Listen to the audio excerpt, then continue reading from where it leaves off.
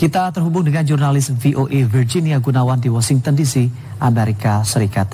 Selamat malam waktu Jakarta, Virgi. Selamat pagi waktu Amerika Serikat, Anggi.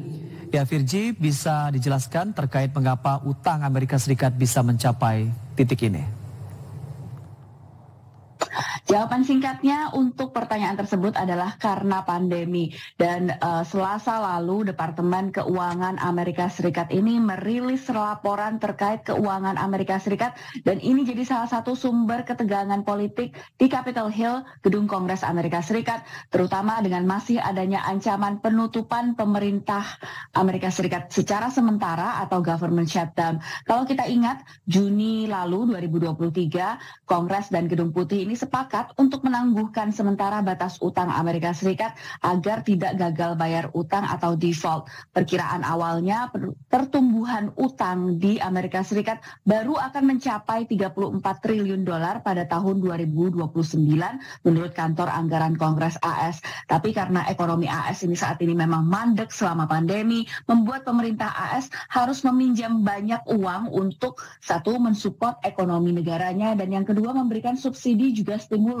Ini tentu punya dampak yang membuat ekonomi di Amerika Serikat ini terengah ya. Belum lagi upaya stabilisasi ekonomi yang terdampak inflasi, dan inflasi ini juga tertinggi dalam 40 tahun terakhir, punya dampak terhadap pengaturan suku bunga yang membuat pemerintah Amerika semakin mahal untuk melunasi utang-utangnya. Anggi. Baik, Virgi, apa dampaknya bagi ekonomi Amerika dan global?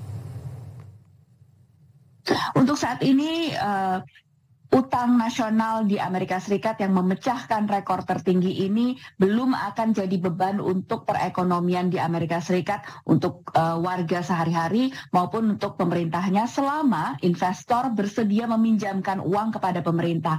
Dan ini memungkinkan pemerintah Amerika Serikat untuk tetap membelanjakan anggarannya tanpa harus memikirkan atau menaikkan pajak mereka. Tapi menurut analis keuangan, dalam beberapa dekade mendatang, sejumlah program penting termasuk yang terkait atau berhubungan dengan keamanan nasional, berkaitan dengan militer tentunya, dan juga program besar seperti jaminan sosial dan jaminan kesehatan akan jadi beban bagi pemerintah di masa mendatang.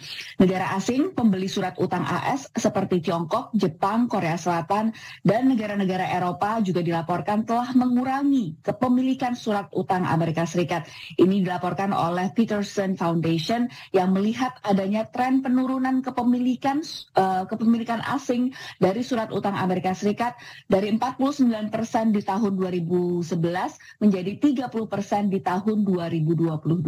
Tapi sebenarnya yang akan lebih penting untuk dicermati dari kondisi perekonomian Amerika Serikat ini adalah bagaimana nantinya ini akan berdampak atau terdampak oleh politik Amerika yang akan terus jadi berusaha untuk keluar dari jeratan utang. Pemerintah Presiden Joe Biden saat ini terus berupaya untuk menaikkan pajak bagi individu dan perusahaan kaya, namun pendekatan atau solusi lain yang ditawarkan oleh kubu oposisi, kubu dari Partai Republik, mereka ingin memotong anggaran non-pertahanan dan menghapus potongan pajak bagi transisi energi bersih. Dan kalau kita ingat, ini adalah salah satu undang-undang pokok yang diajukan Presiden Biden untuk mentransisikan energi dari bahan bakar fosil menjadi bahan bakar bersih di Amerika Serikat. Jadi kita harus terus menunggu perkembangan politik di Amerika Serikat untuk mengetahui perkembangan ekonominya. Anggi. Baik, terima kasih atas laporan Anda dari Washington DC, Amerika Serikat. Jurnalis VOA Virginia Gunawan, selamat kembali bertugas.